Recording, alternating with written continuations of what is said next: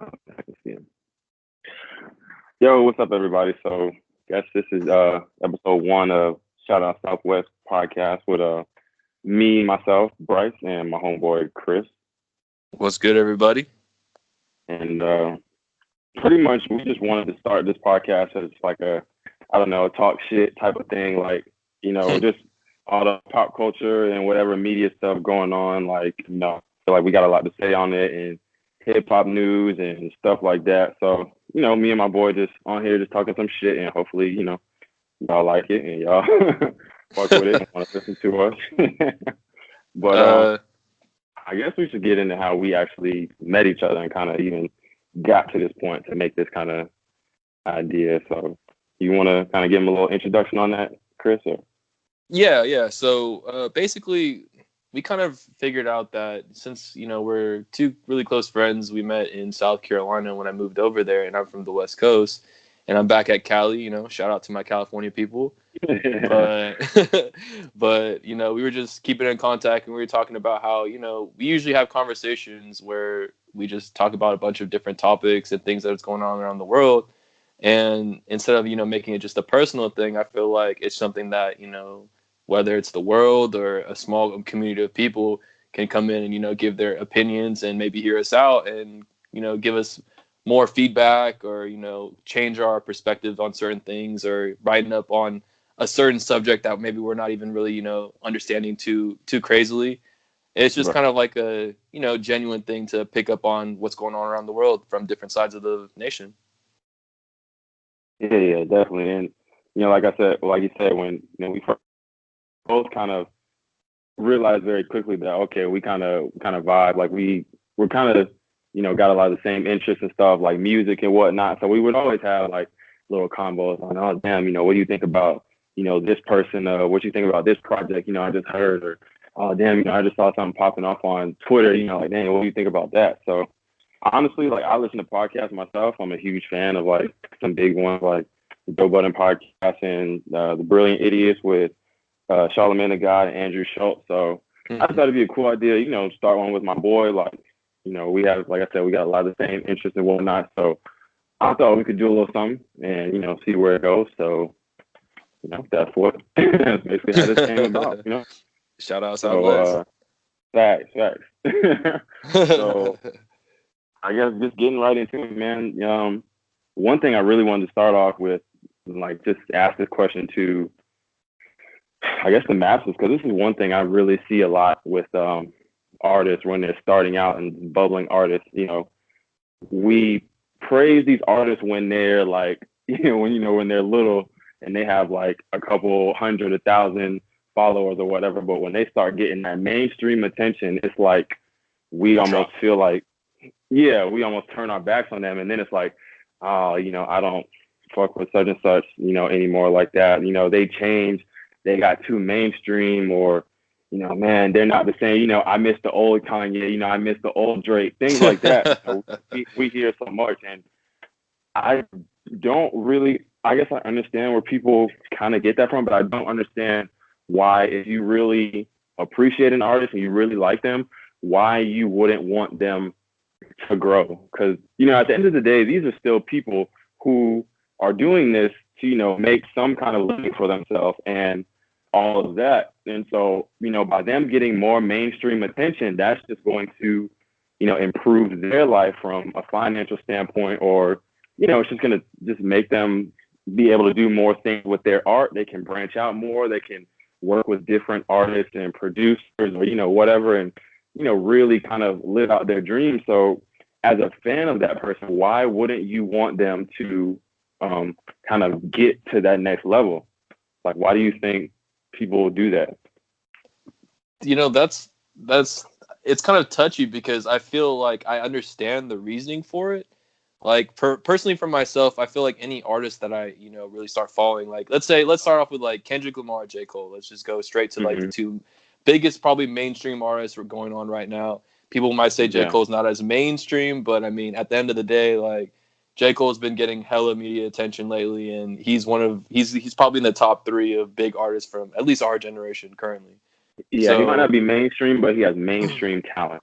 Definitely. Yeah, of course, and following. He has a giant backing. I mean, Oh this yeah, man's yeah, gone definitely, platinum for the past 3 albums he's dropped, like back to back. definitely. It's crazy. Yeah, So, I mean, from being a fan for me, for it's going back all the way even past Born Center and Sideline Story, and then you go to Friday Night Lights yeah, like and way back. way back. And I've been following Cole forever, and I can. It's hard for me to say I'm an original fan because I enjoyed all his music since his day one. I haven't been there since day one, but I came back around, in the between Friday Night Lights and Sideline Story, so I caught his, the little edge that was going up. And now that Yeah, J. Cole's in the living where he's at right now, he's no longer, working under Rock Nation. Like, he doesn't have to do so much shit for Jay-Z kind of thing. He's doing his own Dreamville. He has JID backing him up. I mean, I kind of want to touch on the Tory Lanez thing, but that might bring me, swaying on the other side. But it's just like little facts like that. He's now big mainstream artist, and for me to say like I like J. Cole, it's kind of hard for me to be like telling other people that J. Cole is one of my top 3 artists, because they might look at me and be like, "You like J. Cole? I mean, doesn't everybody like J. Cole?" You know? yeah, yeah.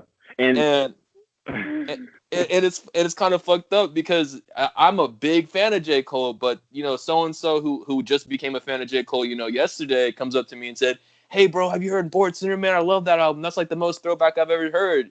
And I'm just sitting yeah, there like, "Damn, bro, you're like one of the many people who brought the value of my fan base, like not my fan base, but yeah, my fan towards him, me being a fan towards J. Cole, to like another perspective, and now I'm part of like millions of other people that." Makes me feel like, like, damn, I don't want to say J. Cole's my favorite artist.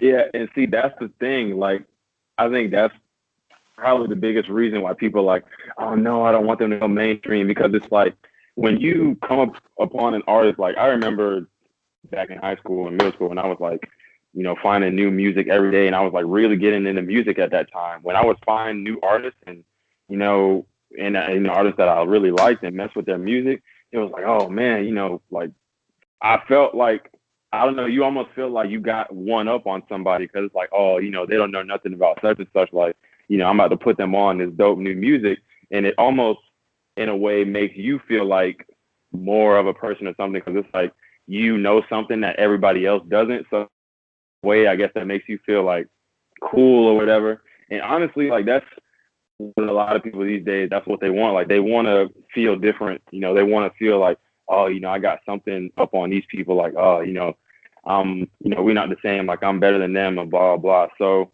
when they, have these artists that it's like, oh, not a lot of people know about him, but it's kind of like they have this cult following. It kind of makes them feel like they're a part of something in a way, like, a part Yeah. of kind of like specialized group or whatnot. And so Like Lil then when Peep that fans? artist, exactly. And so then when that artist blows up, and now, everybody from Cali to freaking London are, talking about this guy, it's like you're no longer special because everybody follows this guy. Everybody likes this guy. So, it kind of dims your light, because it's like, oh yeah, you like Drake? Like, yeah, I like Drake too. Like, so what? You know what I'm saying? Like Yeah. it's no longer your little secret. It's to the world now. So I feel like a lot of fans, they don't want to lose that connection, and so that's why they kind of try to fight. Oh, I don't want such and such to go mainstream, or whatever that means.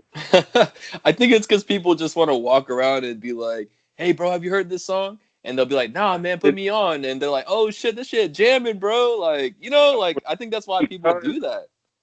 that's what it is, because it's like when you do that, then automatically that person that you put on that song, you're like, you've just given them something. You know what I'm saying? Like, you've just given them something in their eyes, and so automatically, like, you start feeling yourself. It's like, oh yeah, I just put you on, like whatever, whatever, and now you jam into this. Like you didn't even know about this before me and all this. So, but if you go to them and you're like, oh, have you heard this? And they're like, oh yeah, yeah, I know this stuff. It's like, you ain't know, what I'm saying? Like you ain't no different than me, fam. Like we the same, So that whole, That's and it's weird because I see a lot more now the with the newer artists come out, like the guys that really come up from SoundCloud, and like the Little Pumps, the Little Yachty's, the Little Uzis, like really Juice that kind of World. generation of rappers. Yeah, Juice World.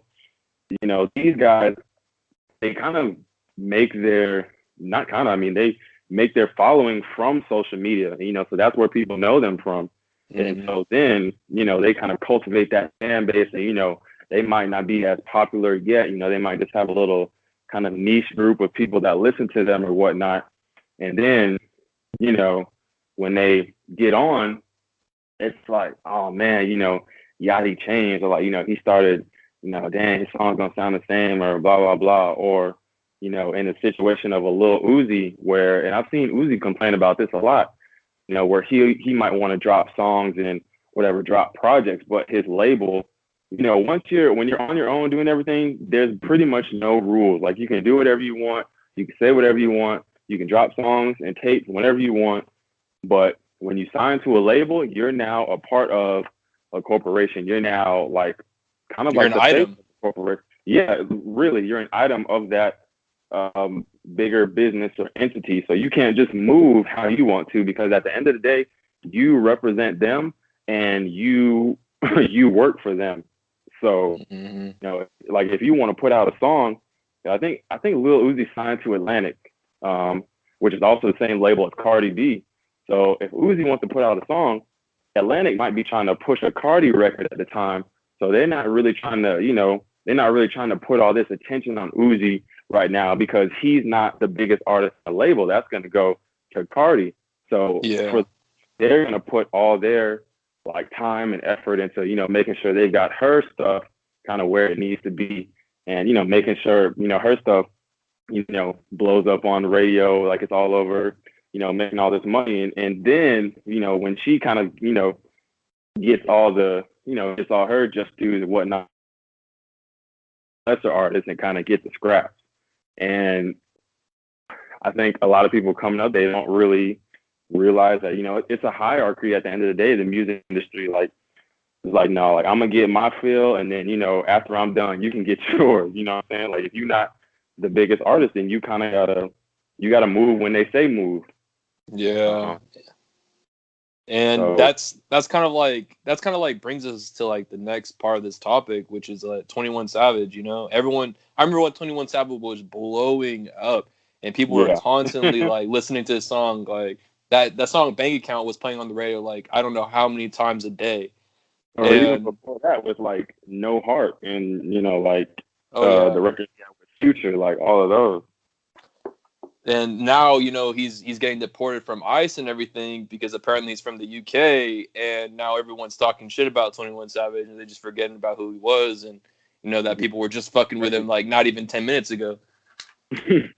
Yeah, like now he's a fraud and all this and that, but people don't really have all the info. And honestly, it's a crazy story, because he's like, it just doesn't match up. Like you would never think that he wouldn't be from what he says, what he says he is, because he just seems like, I guess, one of the most authentic guys, if you just listen to his raps, from his image to whatever, you would never think to be like, oh, he's not from where he said he's from. And then he's from, the UK. Like that's a completely different culture than you would associate him with.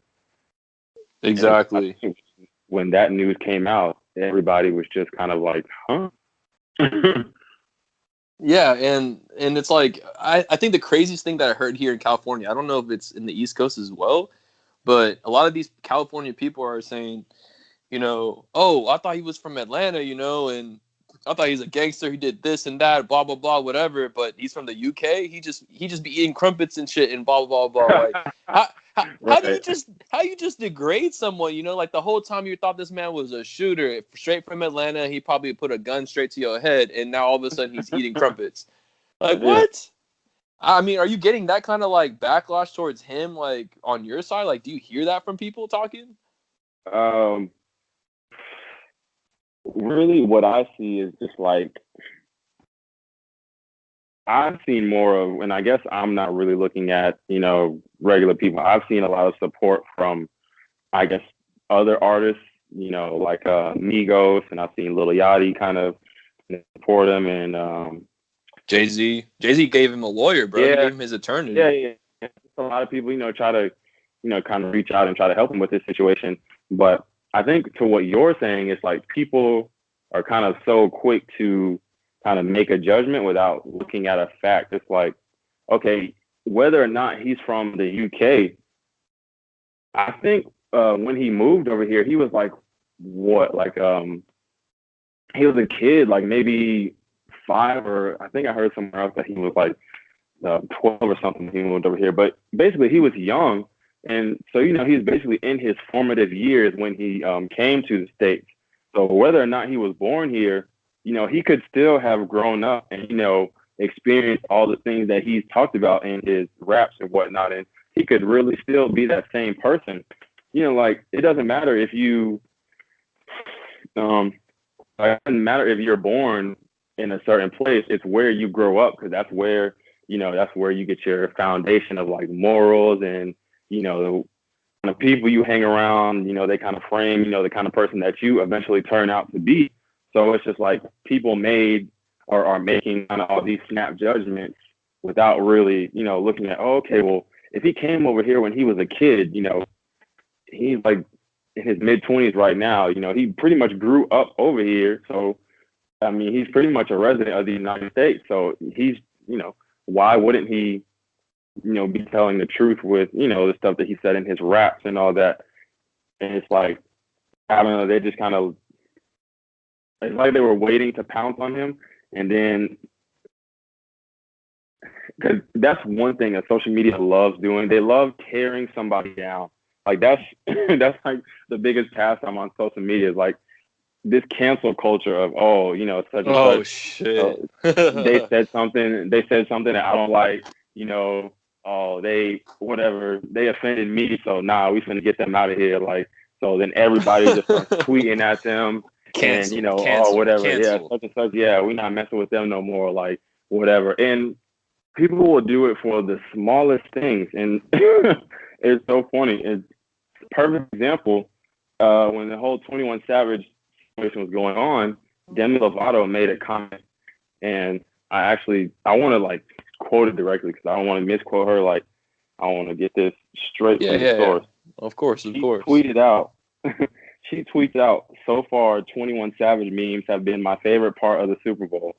Now, not even getting into that, but what she said there, I feel like there's nothing wrong with that, because when it first came out, everybody was hitting them with the memes. And like, even now, there's a bunch of 21 Savage memes of him like speaking with a UK accent, or like rapping, and they have a UK grime rapper, like, in the background. And it's funny because, when the info first dropped, like, nobody thought it was real. Nobody believed it. And that's just what social media does with everything. Like, we always gonna get the jokes off for anything. And Demi Lovato made those comments, and then everybody suddenly wanted to get all quote unquote woke and be like, funny that this man could be taken away from his family and lose his freedom. And it's like, she didn't say none of that.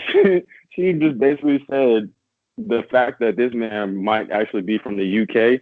And like I said, he's the furthest artist you would like think would be, associated with that. Like, that's just a wild revelation. And so then everybody's jumping on her and trying to say that, she's insensitive and blah, blah, blah. And, that's not funny to say. And I honestly feel like that was just a case of people being like, we gonna make jokes, but we not gonna let this white girl get her jokes off against, one of our brothers. Because exactly. Like, if Kevin Hart made that same joke, would anybody say anything? Nah, probably not. Probably not. Shoot, Kevin Hart. If you're on that side of the field, you're obviously not going to say anything. But it's just the fact. I don't know. It's just the generation we're at right now. I guess if you're on the lighter skin tone of things, you can't really say much about things like that because it's an automatic. I don't know if it's anybody else, but I feel like for me, like, when I'm around people, like, okay, so being in South Carolina, I was around two different races. So I was always around white people, and I was either around black people. It's just the way it works. Is that South Carolina right there? Mm-hmm. Yeah. So I can't really, and I never begged or choose or anything, and I was happy to be around anybody at that point because I was new to the state and I was from California, and I'm starting fresh or whatever. So it was Yeah, cool being it's like if around you're people cool, in you're general. cool. It doesn't matter Yeah, what race you are.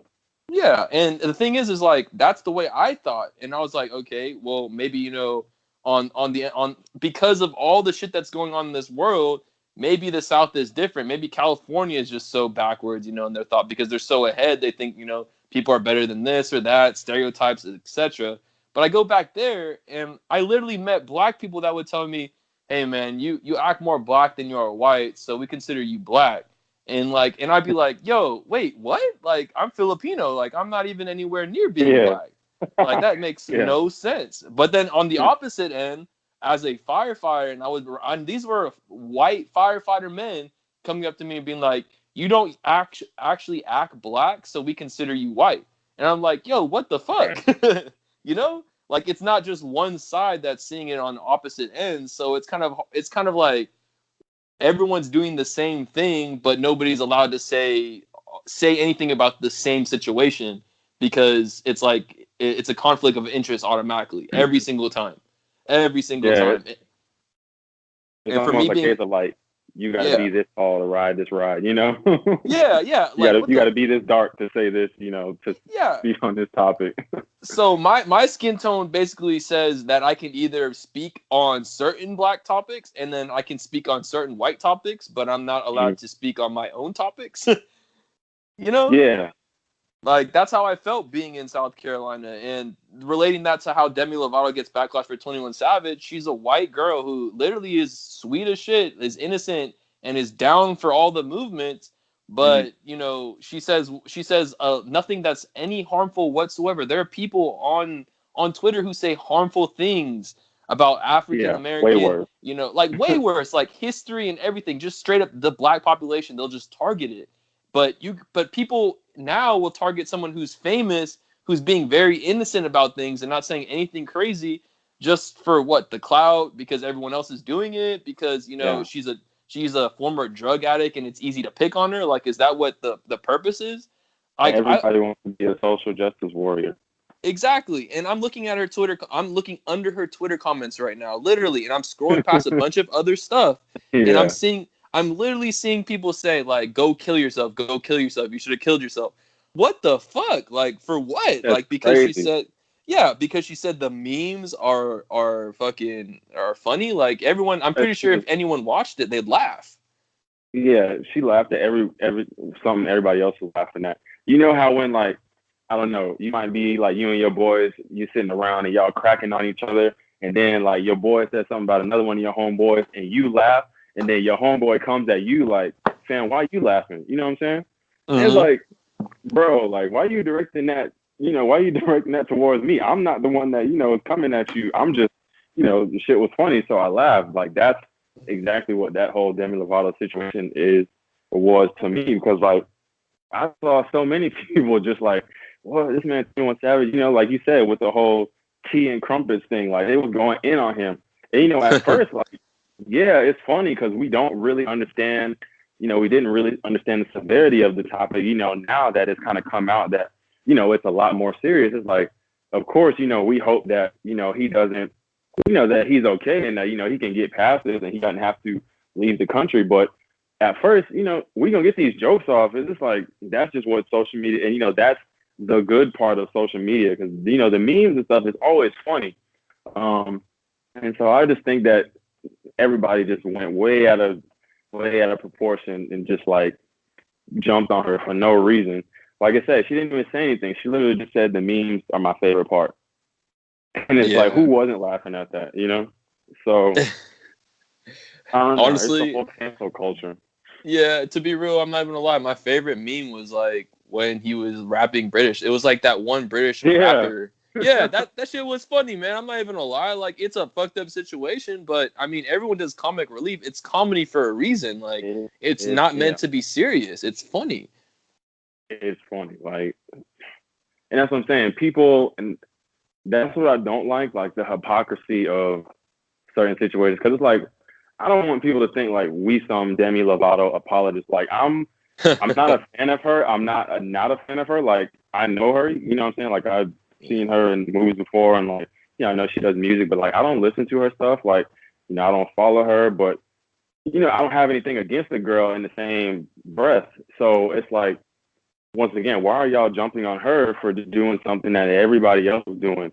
It's like y'all just wanted to come at somebody that's a big name and kind of try to tear them down just to, I guess, make yourself feel like, oh, you're gonna laugh at 21 Savage, like, and he's in this, scary predicament, like he could get taken away. Fam, you were just laughing at the same meme 5 minutes ago. Like, relax, And I guarantee if it was someone like, I don't know, Lil Pump who made the fucking meme, I guarantee nobody would have said shit. They wouldn't say shit. Like, that's what I'm saying. Like, if Kevin Hart, made that joke, or one of these comedians, and somebody that, I guess, quote unquote, Black Twitter respects, like, they didn't Dave say Chappelle. Yeah, like, and it's crazy you brought up Dave Chappelle, because when back in the '90s, when R. Kelly was running around with all his nastiness, like, this man made a comedy skit about him actually abusing the young girl when he did the whole I want to pee on you or whatever type of so it's just like, and that's what I'm saying, it's like, y'all, you wouldn't trip about that, but like, if that was a white comedian that made that comment, like, I guarantee people would like went off. And it's just like, you can't have it both ways. Like, you got to keep the same energy, you know what I'm saying? Don't just switch up when you want to, like. Yeah. And speaking of same energy, like, it just literally directs the same thing. Fucking Chris Brown posted an Instagram post talking about it was that video that I actually thought was super funny. It was the video of 21 Savage rapping in that British like person's voice, the other rapper. And I started dying laughing, but right under the comments you'll see Offset commenting calling him a lame. Like, what? But you see Offset and only Offset, and that's my thing. Like, Offset is a close friend of 21 Savage, so 21, he's close to him. But I didn't see people, on Twitter or on Instagram in Chris Brown's comments like, "Oh, why are you making fun of 21 Savage?" Or, "Oh, wow, like, why are you saying this?" Because they know, like, Chris Brown, Demi Lovato's an easy target. Like, you can come at her, and she's gonna delete her Twitter like she did, and she's gonna run and hide. But Chris Brown is about to smoke, so if you come at him, like, you better be ready for that action. You know what I'm saying? And so I felt like that's a prime example of people picking and choosing who they want to come at and who they're just gonna pretend that they didn't see it. So what do you think about that whole Offset and Chris Brown situation? Because that's honestly pretty crazy. That I don't know the exact messages. I don't know if you have them pulled up or whatever, but like, that's insane. Oh, you got? Oh, hey, well, take it away then. What the fuck? So basically, Chris posted a video of 21. If you haven't seen it, it's very easy to find. Just go on IG and type in 21 Savage, and you'll eventually find it. But it's basically him, 21 Savage, when he was doing his XXL Freshman freestyle with like Lil Uzi and Lil Yachty and Kodak Black a couple of years ago. And instead of 21 Savage's actual voice, they have, I don't know who the rapper is, but it's a UK grime rapper, which is like a subgenre of rap over in the UK, specifically London area, I want to say. And so they basically have 21 rapping in that guy's voice, so making him sound like a real, UK rapper. And then Chris posts, "Come on, fam, stop playing with the man's them," which is basically how it's like London slang, man's them. That's kind of how they talk, like, stop playing with the guys. And Offset posts under that and comments, "Memes ain't funny, lame."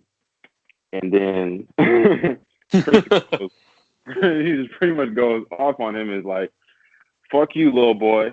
Better worry about what you got going on and focus on you. All this cap on IG is what's lame. Your energy won't like that when I see you when I came to the Drake show in LA. If you don't get a hip hop, a hibit to the hip hop, and you don't stop the rock in the face out of my comments." Wow, that shit had me dying when I first read it. But, sensitive ass nigga. Call me personally. You want some clout when all you got to do is pull up, no camera, no flexing, and all that. If you're a real man, fight me. And then Offset comes back and says, "I ain't really have too much rap for you on this social media shit. But since that's where you want to take it, tell the people why you had your management reach out to squash the shit.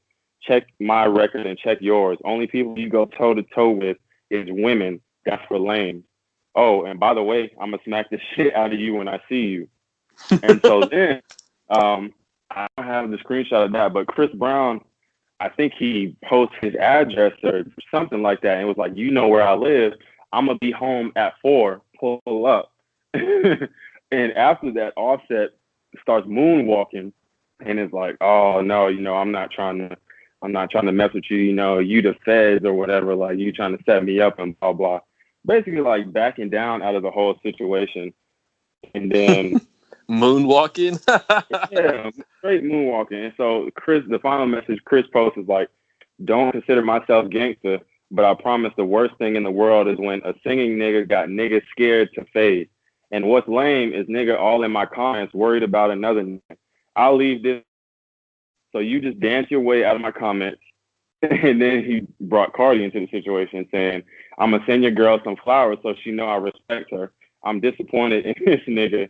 I'm his father, and I should have been there more in his life so he wouldn't have come out a lame-ass nigga. And that was basically the end of it. And it's like Chris said, I'm not trying to be gangster or whatever, but you want to be in my comments with all this smoke and aggressiveness. And then I tell you, like, okay, like, you know where I'm at, like, pull up. Like, and that's what I hate. Like, I don't really like about these famous dudes and celebrities when they in Twitter beef, because like it's all for show. Like nobody, like these dudes are so connected. Like it wouldn't be hard for Austin to be like, yo, for him to call up somebody and be like, well, where Chris Brown? Where Chris at? Where's his house? Whatever. I'm trying to pull up on him or whatever. Like it would not be hard at all. Like they all run in the same circles. They all know the same people.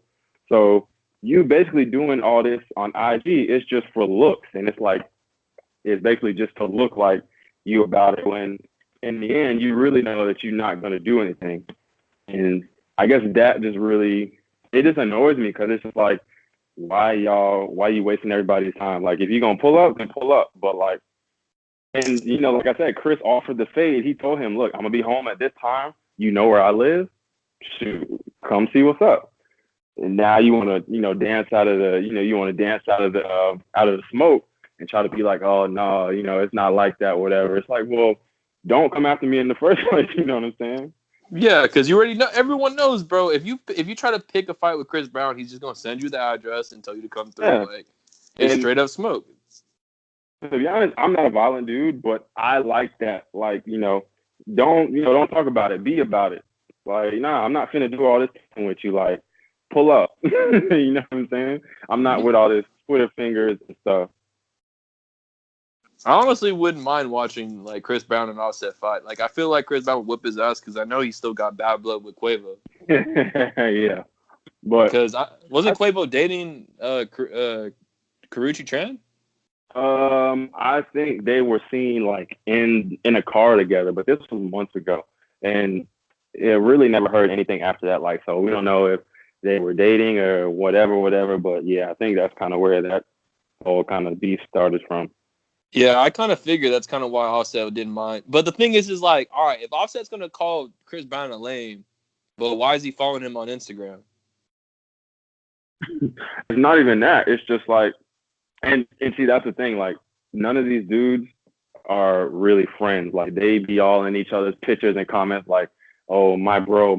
But it's like, you don't like this man. Like, if this man had 500 followers, like, you would not be, you know what I'm saying? You would not be making songs with him, you would not be talking about him. So it just, when situations like this come out, it just shows how, like, people really feel about you. Yeah, I kind of figured. I mean, with the beef, like, every now and then switching up, I remember there was, like, that Kendrick and Drake beef, and there was Drake and Chris Brown, and then Tory Lanez and fucking Travis Scott, like, just shit like that. And then next thing you know, you'll see them, like, 10 songs later, they'll be in a song together, talk about they squashed the beef, like Meek Mill and fucking Drake. Yeah, piecing it up. And it's exactly. And just kind of going back to the Chris thing, I think that would be good for this generation, like, to, what I'm saying, to kind of see that it's consequences for, your actions. Because I feel like on social media a lot these days. People feel like they can just say whatever, like you can just go all out of pocket with somebody, and then you never have to answer for what that crazy stuff that you was talking. And I feel like a lot of these kids these days, like they need to get punched in their face and recognize like this is still real life, fam. Like just because this comes from a phone, like when I see you in person, like you better have that same, you better have that same tone in your voice, that same aggressive energy. Like people feel like social media isn't real, and that's gotten so much of just our generation in trouble because they feel like, oh, I can just, I can just do whatever I want on Twitter or IG because I mean, it's not real, it's only for the gram. Like it's only for jokes. It's like, nah, it's not. That's not what it is. You can't play with everybody. Everybody doesn't take it like that. Like you say something about the wrong person, they gonna pull up on you and see what's up. So I feel like honestly that would be good for this generation to see, somebody made an example out of. So people just stop talking crazy if they're not ready for the consequences that come with talking crazy like that. Exactly, and I think the best example of that would be the game beef with what's his name, that big old white. He looks white, but apparently he's half black or something like that. Stitches.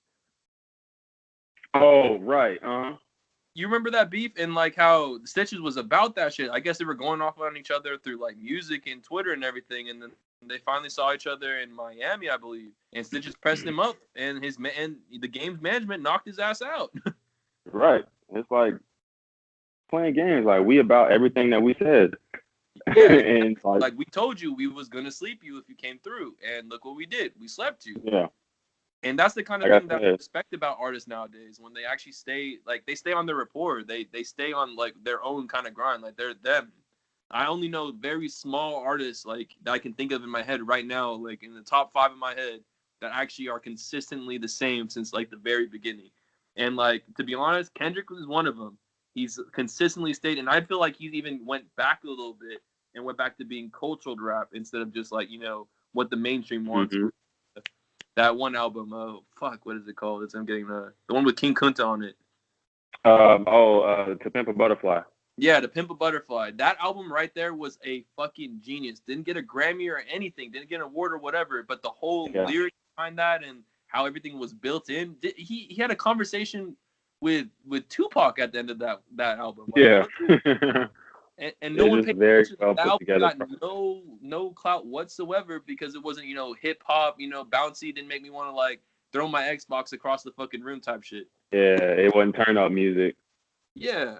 And that's the kind of like I feel like most artists should be like trying to stay with, trying to be who they are. I think that like ties back to what we were originally talking about, how, when people follow you throughout your whole going, it's kind of hard to stay on you when you start changing your game a little bit.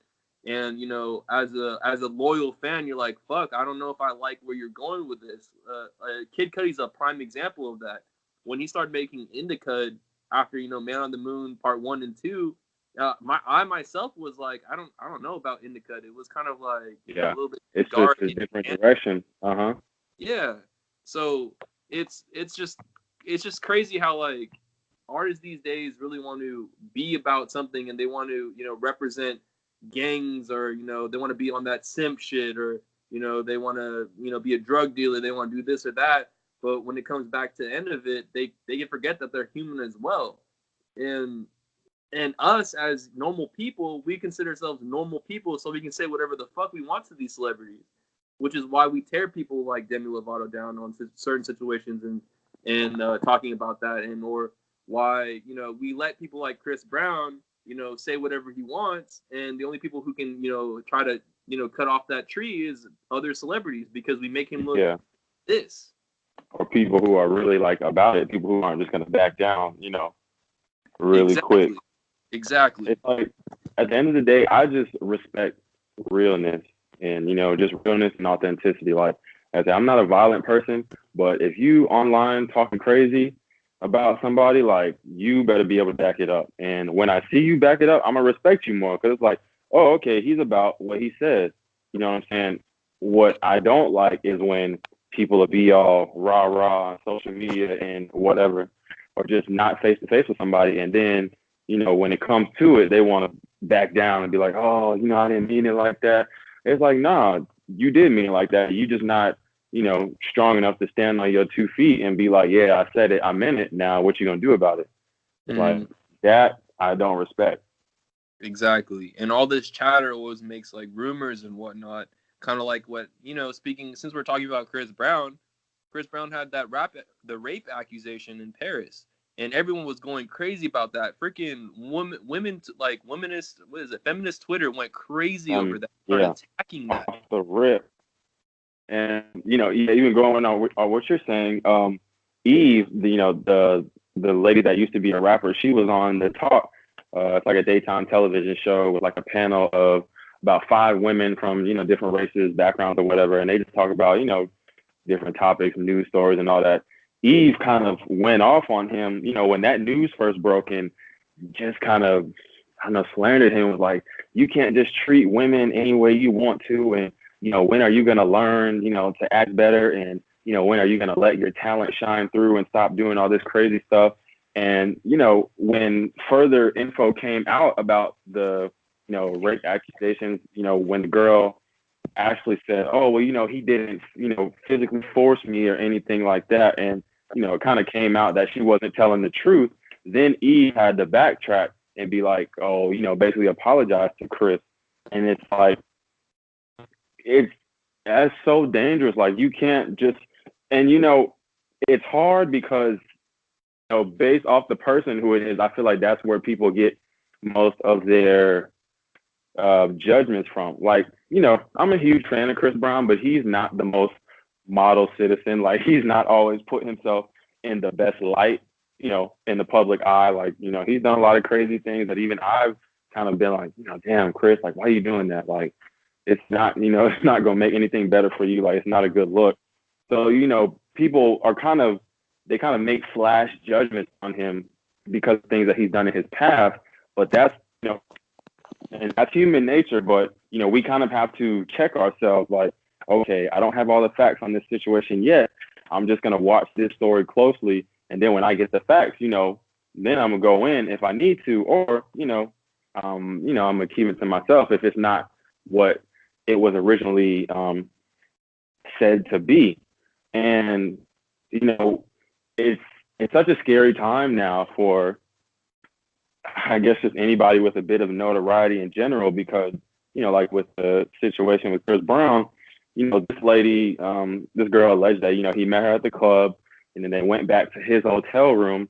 And, I think they were partying there or whatnot. And, then I'm not really sure what happened. They still haven't really come out with all the details, but, he didn't assault her. And so, but by her coming out and saying, "Oh, Chris Brown, raped me," whatever, those type of accusations, they don't just go away. Like, they stick with people.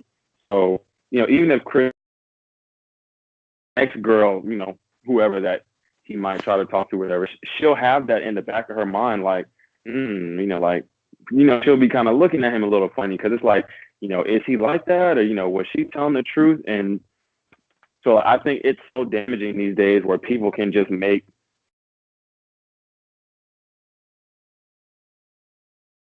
just flat out accusations on somebody that they don't really understand what's really going on. It's kind of tragic. Like, I think there was a football player that had his whole career ended because his girlfriend said that, he beat her or something. I mean, it's not the same as rape, but even that can damage like your whole career. This man had to pull out of his whole. I believe he went to prison for that, and it took his girlfriend to be like, "I lied about the situation just to get back at him," type deal. Yeah, I'm not entirely sure about that subject, but I do know he was suspended for a couple of games by the NFL because of that whole situation. And then, it comes out later, from the girl's mouth, she says, "Oh, I was just upset with him, and so I said that." And, she even kind of bruised herself up to make the story more believable. And that's crazy because, like, as a guy, these things do happen to women, and it's terrible and it's sad. But, for situations like this where, a girl is just in her feelings, and so she just decides to say something about a guy, that's so damaging. Like you said, like this man could have potentially just lost his whole career, you know, from one false statement. And it's like in today's world, you know, people are so quick to try to cancel somebody. You're guilty until proven innocent. And then even after that, it's like, nah, we still looking at you kind of funny just cause. Mhm. So it's just like it's a very dangerous situation. It's a And it's like, dangerous situation. And as a guy, like even being, you don't even have to be a celebrity to go through this. It's like me as yeah, a normal guy, I could really like a girl and try to bring her out to all the fancy dinners and talk to her every night and whatnot. But the moment I make one move and she doesn't like it, or I go past like, and I don't know, like you never know. These girls will literally go yeah, on with you and stuff, make you and like let you buy them things, and then be like at the end of it, be like, yo, like like I'm glad we're like really good friends type shit. you know, After yeah. you make your move type, and then they're just looking at you like, hey, like like I kind of felt uncomfortable about that, blah blah blah. After they get everything they want from you, and then now you fuck, they look clean, they look like they're getting away from a bad situation, and they're getting away with a purse, a new Louis Vuitton purse, a new iPhone, and all those dinners paid for. You know what I mean? It's just, yeah, it's the lines are so blurred. Um, and not to, because we're two guys, so we don't want to sound like, oh, we're just girls do this and that. Like, if a chick, she might be into you at first, and then, if she finds out, I'm not really feeling him like that, that's totally up to her decision. But I Yeah. think the dangerous part comes in is where maybe you're not as vocal as about, like you said, you can, be taking this girl out. So at the end of the night, you might try to make a move on her or something, and then, she might flip out and be like, "What are you doing?" And why are you trying to come on to me like this? And you might be like, "Yo, I thought it was, what I'm saying? Like I thought it was a go. I thought, we were, I thought we were vibing, whatever. I and she might take that as, oh, he's like, he's tripping, like he's aggressive, like, or I can't fuck with him. And then that chick can go, and now she might tell her friends like, oh, he tried to such and such, and then it makes you look bad. But it's like I literally had no idea, and not to say this is like a thing all women do, but it's it's just scary because it's like you never know unless that other person kind of voices how they feel in that moment. And as a guy, you kind of have to be the one to put your foot out there. You know what I'm saying? Like you have to make that move. So yeah, it's just scary. It's scary times, man, because it's like I don't know. Like I said, these accusations they don't go away, and people are just so quick to try to cancel somebody off of something when they might not even have all of the information. And, in the court of public opinion, you're guilty if we want you to be guilty. Like, it doesn't matter if the facts say you're innocent. Like, if people don't like you, if they want something to hold against you, they're going to look for every which way to hold whatever against you. Exactly. And it's I don't know if it's specifically targeted to any kind of man but this is a thing, like I hate touching on subjects like this without a girl being present, because I feel like their voice would ring a little bit more stronger than ours, because Right, it's so hard exactly. to think like a girl when I'm not a girl. I've never had to worry about walking outside and worrying about someone trying to take me or anything like that. I can Yeah, perfectly walk fine outside by myself, not worrying that someone's going to come up right behind me and yeah. grab me. You know what I mean? Like, it's like you don't think about it. It's like, even, just say like, oh, you invite a chick over to hang out, or maybe if a chick invites you over to hang out, you're not thinking in the back of your mind, like, oh man, if this chick tries to like physically overpower me, like I'm not going to be able to fight her off. Like, we don't have to worry about that.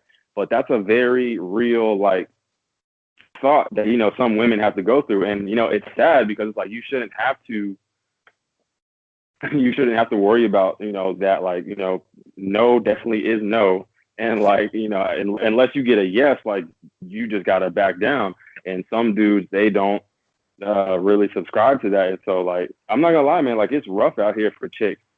And so it's like I get it, but some people kind of take that and then they almost like it seems like they kind of attack men for it. And so it's just like, I don't know, it's a very sticky situation. Like I would definitely love to have like a female voice on this to like get more insight on the topic. But yeah, it's just be careful out there, guys. Like, like Yeah. just watch yourself. Like, If you somebody, man, just like from a distance, honestly, like, you know, just chase the bag, just stay away from girls. You know, they got cooties and shit or something like that. I don't know what it's called, but you know, right. just away from girls, let them do their thing, you know, get your money, and then, you know, when time comes, time comes. I don't know. Don't let's stay ever out of force prison. Let's stay out of prison, man. it. Please.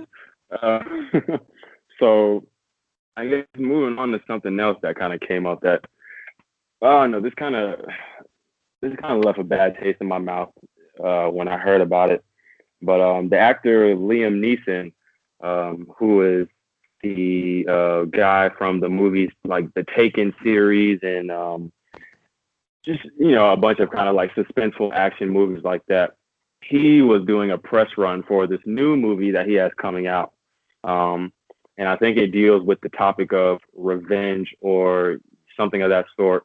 And so he was in an interview and he was talking about a time, I guess, where he felt like he wanted to take revenge on somebody, kind of trying to, like tie it into the movie or whatnot. And so he brought up this time where a female friend that he knew was actually physically assaulted. She was actually raped by someone. And so through talking with this woman, he tried to find out, he's asking her who did this to you. And she said, oh, it was a black guy. And in the interview, it didn't, from what I saw or what was put out, it didn't seem like he asked any more questions after that. It was just, okay, it was a black guy. That's it. He didn't try to get any more specifics, like how tall is he? His name, where he lives at. Like any other kind of identifying factors. And so then Liam Neeson actually admitted that, I think he said like for a week, he kind of walked around, the pubs, of his hometown and just kind of, like the social scene and whatnot, just kind of waiting for a black man to, I guess, press him about something, so he could kill him. He said, like he was really at that point, and from his mouth, he said, I was just waiting for some black cunt to basically try me so I could work out my frustration, and that really bugged me. Him saying that, one, because like he is one of my favorite actors, and just like for another reason, just that school of thought of, just, oh, I'm just going to go out and kill any black guy because some, man raped my friend. It's like that's not fair. And it's just, it's like, why do you feel like you can just go and just harm anybody just because your friend was harmed? It would be different if you said, I'm going to go find that guy and kill him. Then nobody would really be kind of looking at you away. But you kind of just wanted to, I'm just going to, attack any black person that I see. It doesn't matter. Like, that doesn't even make sense. Like, why would you want to attack someone just because of the color? I guess like the color scheme is like the main. That was the only, like, I guess, adjective she pulled out to tell him, like, hey, like, he was black, and he just ran with it. Like, what made you think in your head like every black person at that point, if they pressed you for the little amount, would be required to die? Like, what kind of society or culture, or where'd you grow up, or where your mind automatically switched to, like, if it was a Mexican dude, do you think he would have tried to kill any Mexican dude? Or what if it was a white guy? Would he have said the yeah, same? like if it was a white guy, then, how would you have approached the situation then? It seems like he had an underlying already kind of distaste for black people in general. And so in this situation, he was just like, oh, okay, well, now I have free reign to kind of work out my frustrations on these people. And by these people, he literally meant black people, which is, in my eyes, I would consider racist. I feel like in our podcast, we should have a racist hour when someone says something that's racist and everyone's like, no, that's racist. It's just, it's it's an ignorant way of thinking, and it's, I don't want to say insensitive, but it's like, it's just not,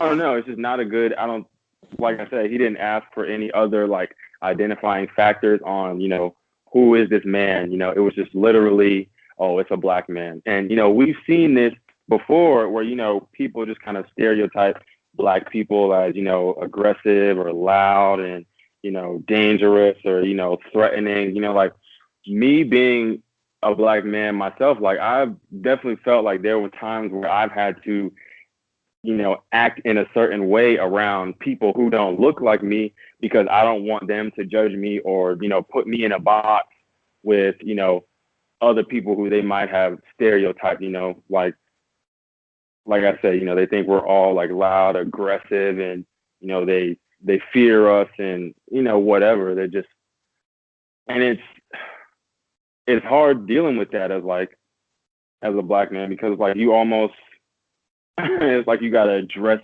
yourself up so like people don't judge you, so they don't look down upon you or whatever. And it's like we're not all the same. Like just because I, look like a person doesn't mean we're we act the same. Doesn't mean we just share this one similar trait.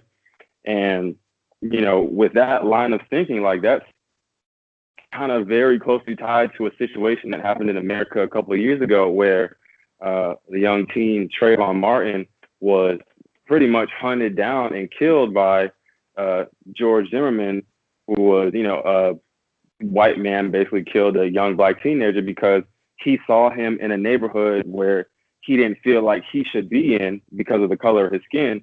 So then he proceeded to follow him and ended up killing this young man. And so that's the same thinking that Liam Neeson pretty much had in his situation, which is why I feel like that is such a dangerous line of thought. And that kind of stuff really has to be, we can't just let that kind of stuff slide. Like when we hear things like that, we have to say, no, you gotta, what I'm saying? You can't just judge one person off of the acts of, people that look like them or their race. Like you have to judge people by themselves, how they are as individuals. And Exactly. so when I heard that comment from him, I was just like, it's just sickening to hear that, somebody would think like that because, as a black man, like I said, he could have just killed any old random dude, like, like a dude could have just been minding his business and then, Liam Neeson comes out of nowhere and it's like, like just why, Yeah, it's wild, and the thing that I really want to like point out is, as a human being, and like let's subtract the fact that he's a celebrity and been in any movies. As a normal human being, who or what gives you the power to decide whether or not you can take another person's life, regardless of your skin? Yeah. Yeah, Like, it's definitely a certain privilege that like comes with that thought that you just feel like, oh, okay, I can do this to these people because somebody did this to my friend. exactly, and the fact that he said that on like a live press interview is kind of sickening because yeah, Twitter went off on it, but it wasn't like, it wasn't Twitter as a whole. It was strictly just Black Twitter that brought it up, and it's like why didn't this make bigger news than just Twitter headlines? Why didn't it get to CNN, Fox News? It's literally a celebrity who just said that he basically would have killed any black person because of that situation. So now that he's a celebrity and everything, and let's say that same friend or another friend, let's hope to God it never happens. If anything bad happened again, would he act the same way now? Yeah, and well, I think in the interview he said that he realized that that was that wasn't the right way to go about things. That wasn't good. Which and I don't want to be insensitive to him. Like a close, like I couldn't imagine if something happened to somebody, some female I was close with, and they were assaulted. I'd be angry too. So that's a very hard situation to be in. But at the same time, you Terrible feeling. still you don't want to just say, oh, okay, I'm just going to go after this specific group of people, like because there's an underlying prejudice in that. You know, like to not even ask, like I said, any more identifying questions of like, how does this person look? You know, like where do you think they might be? You just, we're just gonna go after anybody. So, you're not necessarily angry at that person. It kind of shows that you're just angry at these people, you know? Exactly. And the thing is like I had a close friend that has told me about a situation where that happened to her, and it still bugs me to this day because this person is somewhere in the city I'm at now, just roaming around doing whatever the fuck he wants. But Hell yeah. Yeah. It's a terrible I, thing to do to somebody. yeah, I didn't take a night drive after the day I found out, and look, and he was a Mexican guy, and I didn't look for every fucking Mexican and was like, hey, like, trying to like, Exactly. yeah, I wasn't trying to eliminate any Hispanic person I saw. I literally was looking for one person the whole time. I had a face and everything. And even if I didn't have a face, I wouldn't just be like automatic. I'm going to look for every Hispanic dude. If anyone presses me, I'm going to take them out. Like that wouldn't Right. have caused any kind of justice. It kind of goes backward. It's like a backwards thinking thing. And like, I can't really give him an excuse. It's like I said, like you're trying to be not insensitive, but I mean, being a person who's been in that same situation, yeah, I was really angry and, I felt a certain type of way about it. But I still have control of the fact that I'm not just going to kill anybody, even though they have nothing to do with it. Yeah. I feel like I don't want to give people who think like that the benefit of the doubt. I don't know. I feel like he shouldn't really be a person that's acting or looked up on anymore because of that situation. Because no matter what bad things happen in life, you shouldn't go to the drastic measures. You shouldn't hate a whole race, or you shouldn't go after a whole race because something happened from a once. Because there's bad people on every single side. It doesn't matter if Hmm. it doesn't matter if you're white. It doesn't matter if you're Filipino, Chinese, Korean. It doesn't matter. There are bad people on every side, and just because that 1% of bad person comes around and gets to a good person does not mean that whole entirety of culture or race is bad, which is Yeah. what's going on in America right now. This whole wall thing, this whole immigration, Mexicans are drug dealers and they're raping our kids and our wives, Yeah. and This they're is and crazy. criminals. And, yeah, like how can you like legitimately what America is doing to Mexicans is what they've been doing to black people for all eternity. And it's Yeah. terrible because they're now trying to pin race against race and trying to separate them like they're like literally Skittles in a bag, like different flavors just moving around and making sure that they're separated from each other. I have a feeling that America is doing a certain thing that is making us feel less connected with each other.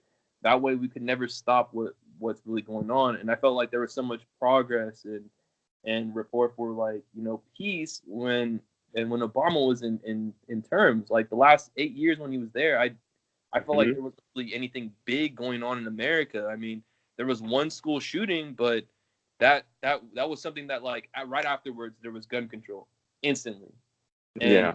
and then right after Trump gets back into office and it's Republican based, the laws for guns came down, and now we had the Vegas shootings, we had all Yeah. these It's like a multiple. new one every month.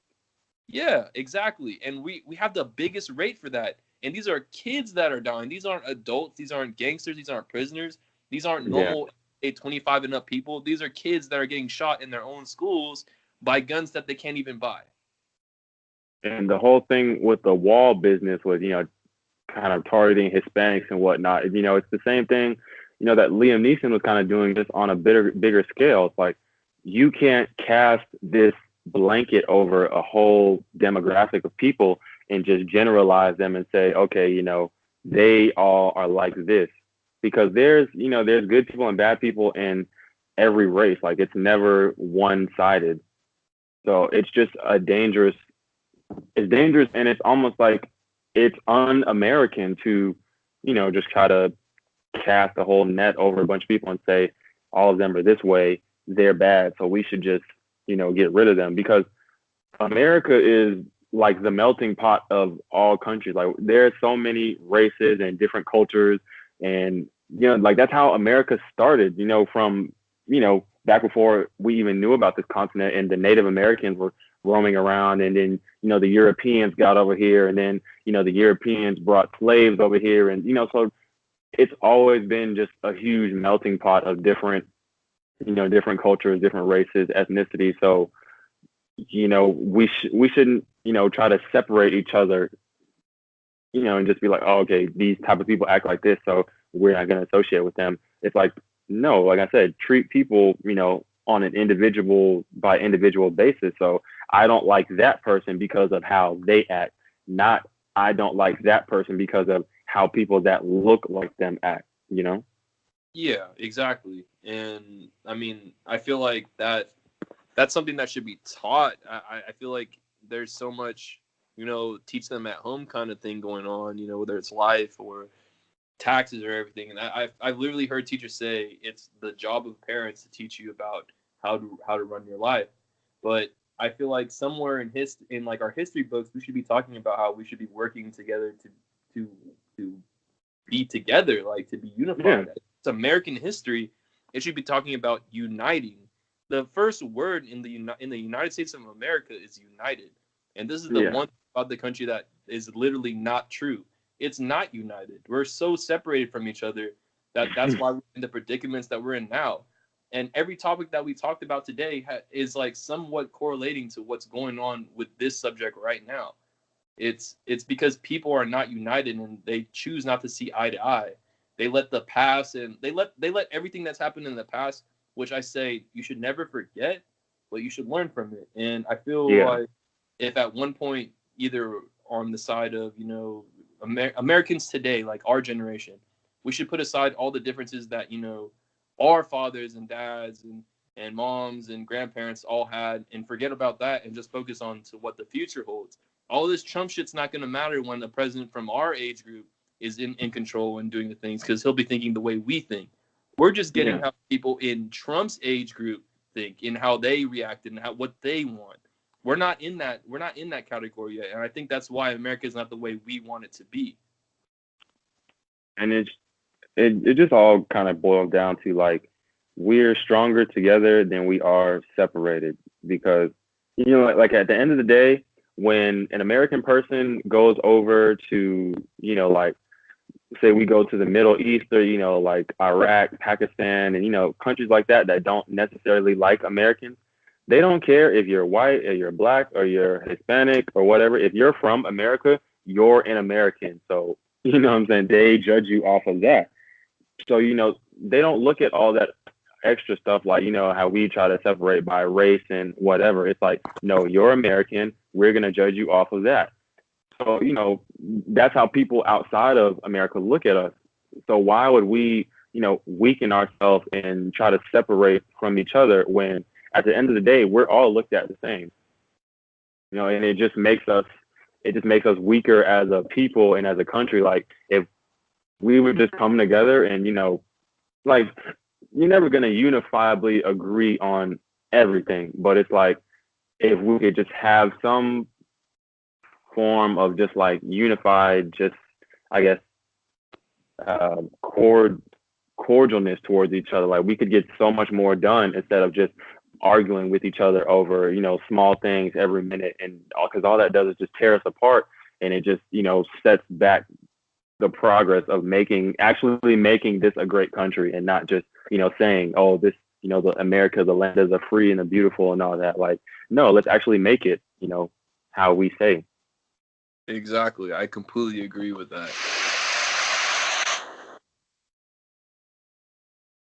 But so yeah, those comments from, that was a Liam got to check himself on that one. I think not I'm not trying to totally bash him. I do think he said he learned from that.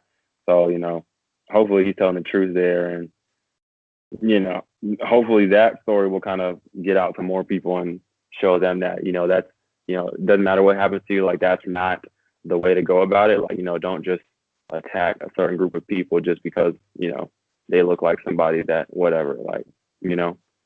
Um, but I guess getting into something a little different, this is kind of a story I wanted to really get on. And it really goes back into what we were talking about earlier with the whole people thinking social media is a different world than the real world. with Takashi 6ix9ine now being locked up. He's facing multiple felony charges, and him and his whole crew, with gang affiliation and drugs and weapons and all this stuff. And when Takashi was out, he was on Instagram every day, flexing, whatever. Oh, I'm gonna pull up on such and such, and oh, we gonna whatever. I'm gonna shoot this person, or oh, I'm gonna do all this. Really kind of talking all this gangster stuff. And now, like, the feds have come for him. Like it's real deal now. So it's not time to play. And now he's seeing how very real that social media can be, because they took all of that, which was pretty much just evidence online, and are now using that same stuff against him to hold his freedom. So, and it just goes back into what we were talking about. Like, people have to realize that social media is still the real world. It doesn't matter if it's online. Like, this is still real life stuff, and you can't, you have to be careful of what you put or don't put on there. Yeah, and that's something that I feel like even his label is like. I know a lot of people here, like, for example, YC, who always screams Fibre blood and all that stuff on his songs and Instagram videos and whatnot. But he's about that. He really is about that. He doesn't care how smart. Now, with 6ix9ine, he was smart about what he was smart and all the trolling that he's doing and screaming the whole Trayvon Bloods thing and all that. That like was more music involved, like how people actually listen to what he's saying, and and I feel like genuinely like that he really didn't mean a lot of. However, I feel like that was legitimately talking, saying all that stuff. That way, at the end of it, when they booked him, they brought down this whole. Like, think about this: 6ix9ine is snitching on what, 8 to 6 gang members. A lot of people. Yeah, and I'm sure they're not like any small names or anything like that. I'm pretty sure they're big, like in the industry. Like, if they get taken out, there's gonna be like shipments and everything that are not gonna get its way, or like the business of the Treyway gangs is gonna be hindered in a big way because of this bust. And I feel like the police themselves were just waiting for 6ix9ine to keep going and going and going loud and proud about all this. When they finally got him in the corner, got him sick bird because he's stuck. Like, either faces 3 counts of battery charges or assessment to the robbery, all these other charges they're putting him on, and being related to the Treyway gang. And now he's singing like a bird because he wants to have a lower sentence than everybody else. Now, yeah. It's like now you're getting caught up in all the shit that you were rah-rah-rooing about. And yeah, it's not playtime anymore. Yeah. He's like, I don't even fuck with Treyway. It was just a joke, whatever. Like, all of a sudden, it's a joke, right? Mm-hmm. When it gets real, then that's the problem. Yeah, and when now you're going to jail and everything, it's no longer trolling. It's you just trying to be funny. All of a sudden it's like, I wasn't being serious, but you've been hanging around these people. You're taking videos with them. They in all your music videos. You yelling their gang name all the way. You're always throwing up the sign. Like, now you affiliated. Now you really in this shit. Whether you were kidding or not, that's enough evidence for anyone to take you down. Exactly. And I think that should just be a lesson for, people now, and, people that'll try to come up in the future. Like, all of this is real. So, if you're, like I said, if you're not willing to face those consequences when they come, be careful how you move out here, because none of it goes away. And what I'm saying, when it's time to get you, like, they will come for you, and they'll have everything they need on you, and it won't be anything you could do but what I'm saying, but comply. Exactly. You just got to go with the flow at that point. You're no longer in the control of your life because you've given up so much of your restraints and freedom and your own mental health to social media, and now social media is running you because you decided to be too loud. And that should be a lesson for anybody. You really shouldn't be telling your business to everybody, because you're basically you're putting yourself in danger. because that's why people always say move in silence and speak of the good when it happens, because it's already happened. No one can take it away from you. Exactly. I don't know. I feel like people need to wake up and, yeah, stop being woke and actually wake up. You know what I'm saying? It's all a dream. And I think that's what 6ix9ine is doing right now in prison, honestly. I'm not trying to be joking around or whatever, but I'm pretty sure he's waking up in prison talking about, man, I wish this was a dream. And that's the thing. J. Cole even rapped in and this is probably my favorite lyric from the song, but he says pray for Tekashi, they want him to rot. I picture him inside a cell in a cot, reflecting on how he made it to the top, wondering if it was worth it or not. Like that's some real shit. Like he's probably really in there thinking like, damn, like I could possibly be in here for life. Like was it really worth it? Because I think Tekashi only really started bubbling like last year. So he really only had like maybe a year of, all this fame and stuff. And now like he'll possibly lose the rest of his life for it. Like that's gotta be on his mind like every day. Like, damn, I should have chilled out. Like I should have stopped wilding when they told me to stop wilding. And like now I gotta deal with this shit. Yeah. And like even if he You back here? Yeah. So yeah, I was saying okay. like nobody was trying to help him. It's just like everyone just letting him learn his lesson because 21 Savage, it's not his fault that he just got taken by ICE, but with Tekashi, it's like he put himself in this situation. He's the reason why he's there. Mm-hmm.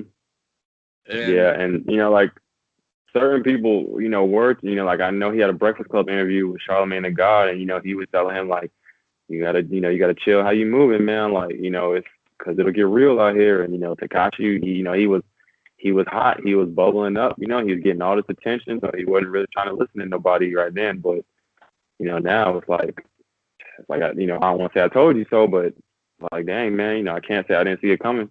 And it's sad because he was a likable kid. Like I thought he made some good music, and like he was definitely interesting online and all that. But you just gotta, I don't know, man. You gotta take this shit seriously. Like it's real life out here. Yeah, and I mean, I kind of want to bring up like since we're talking about Tekashi, someone who would be I guess his kind of one of his, not his peers, but in his, like, he came up around the same time as Tekashi, like XXX, all right, RIP to him. I don't care. Like I know there's like certain situations that stimulations about him, and about how he may have beat a woman or whatever. And I think those accusations were proven true or whatever. But I would have never,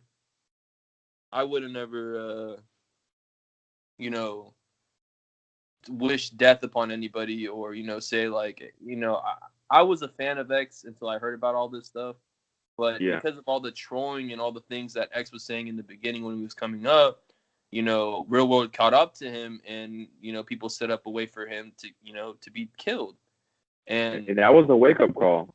Yeah, that's when people started waking up. It took Lil Peep. He died because he loved doing drugs with his fans and stuff. Gets a freaking I think it was a Molly or whatever it was, or it was something around those lines. But he took one laced with fentanyl. That's the reason why he overdosed and died. Mm-hmm. And X died right afterwards, and then I'm not sure who died after that, or Mac Miller. And that chain of three, it's all starting to become real. Like these artists, it's all cool and all when they're alive and they're doing this crazy shit. You're laughing at it. It's funny, or you're being like, that's fucked up. That person belongs in jail. But then all of a sudden, they're dying and everything. You're saying RIP, and then you're making life lessons out of that shit. And then people start hating on you because you're speaking the truth and you're trying to make sure people understand like what's going on, and you're looking out for other people in general. But people don't want that. They want you to, to hype up that person. They want you to hype up what they thought about that person, There's a lot of X fans that are very blind to the fact that X was a woman abuser, but never mention it, but, still say, X is like the legend of all time, better than J. Cole, better than Kendrick type shit. It's like you can't pick and choose. Like I say, you can't pick and choose, when you want to, chastise somebody or when you want to praise them. It's like nah, you can be balanced. Like if you see something, artist you like, they do something you don't like, you have every right to be like, nah, that's not cool. In the same breath, if they do something that you appreciate, then you can praise them for it. But don't you have to be real with people, because like you were saying about X, he was doing all this trolling online, and like X X didn't die, like he was killed, you know, and I don't know if that had anything to do, with stuff from social media, but people literally ran up on him in his car and shot him. Like I remember when I got that news story to my phone, and I'm not even a fan of his, but just seeing that, it was like, it was sad, man. It was like, damn, like, because the dude was like 20 years old, just about to like really start bubbling in his music career, and it seemed like he was trying to make a positive change, and it's like it took him out. So like you don't always get that chance to you know to improve. So you have to be careful with like how far you're willing to go, because some of that stuff is going to come back on you. Yeah, but you really just gotta love everybody, man. I think that's like the main and focus of this. Like, I think if you look at like every discussion that we actually talked about today, I think the moral is to stay genuine and have true intentions, and try to stray away from negative thoughts and be a little bit more on. You don't have to love a stranger, but love them to the point where just, they feel good about themselves and you feel good about yourself. yeah, Kind of just thing. treat people how you want to be treated. Like that's the most basic rule, and it's I swear if people would follow it, like the world would be such a better place. Like just treat people how you want to be treated. Like you don't have to like everybody, but just stop all the The it's a lot of nonsense. unnecessary stuff going on. Yeah. Yeah, But because we don't want to talk about all this nonsense. We just want to talk about positive things. Like, I want the world to bring me some kind of news where we cure AIDS or cancer or something. Like, why can't I talk about that? exactly. Why do I have to talk about Liam Neeson trying to kill random black people in the city because of a bad situation? Right. Or like people beefing on Instagram over, you know, stupid stupid things that really don't even matter like that. Like, Exactly. Have no evil intent whatsoever, or yeah. it wasn't even targeting or anything like that. It was just to be funny. Yeah, and it's like if obviously we're talking about the Offset and Chris Brown situation. If Mhm. Offset felt like that, he could have messaged Chris Brown and been like, "Dang, bro, that's my friend. Like that kind of hurt me. You posting that about him. Like he's really going through some shit. Like he could really be in trouble." Chris, if he would have messaged Chris one on one and said that, I'm pretty sure Chris would have been like, "Oh, dang, man, I didn't mean it like that. I fuck with 21 too. Like I hope he's all right." But if you came at him in the public eye and you came at him aggressive off rip, then the other person is going to come back at you with that same energy. So, Exactly. just that kind of thing. Like, it's always a way to do something. Like, there's always a Communication right way is and a wrong way. is like the Yeah, just big key. communicate better. Yeah. God, man, Yeah, I feel like that's like the language that everyone can speak, but no one wants to. yeah, no, because everybody wants to do things how they want to do it. Yeah, it's gotta That's happen. It's how it gotta is. happen the way it happened in your head. It can't happen the way it's supposed to. Like the world works. I don't know. Right. It's That's crazy, man. And I I think we might be closing up soon. But did you want to bring up a song that we're gonna start playing? I think in the next episode. Uh, yeah. Well, we definitely want to incorporate like any kind of upcoming artist or whatever. Like me and Chris really love music, so like we want to get music out there to everybody that we really mess with or whatever. Like just to spread good music around or whatever. So that's definitely something we want to bring up in like future episodes. So if you guys would have anybody that you may know that might have a dope song or something, like let us know and we'll listen to it and see if we mess with it and try to put it in the podcast. Try to put some light on it. Um, but yeah, man. Other than that, like I think I think it's a good time to cut, man. I think this was a really good episode. First starting episode for us. Yeah, I think so You too. guys, listeners, I hope y'all enjoyed it. If y'all mess with it, let us know. If there's anything y'all think we can work on, let us know that too. Like, we're not professionals at this by any means. We're just two friends basically talking shit. So, like, if y'all got any kind of opinions or, if it's anything that y'all want us to speak on, like, we're open to that too. Because, like we kind of want to, make this a place, just for conversation, healthy conversation, not just, people arguing back and forth, but like, let's actually, talk about something and try to get to a solution. Yeah. So. And don't try to fact check this either, because all you're talking about is on Wikipedia. So facts, right? You know how everything's true on Wikipedia. So don't fact check this. Look, we're not 100% on all this information, but like we got most of it. You know what I'm saying? Most of it is true. So like, don't kill us too much. You know what I'm saying? Yeah. But yeah, good episode, man. Shout out Southwest Podcast. Episode 1. Like many more to come. Yes, sir. Shout out from the West Side. Hope you guys have a good one. Yeah. And we'll catch you on the next one, I guess. Let's get it.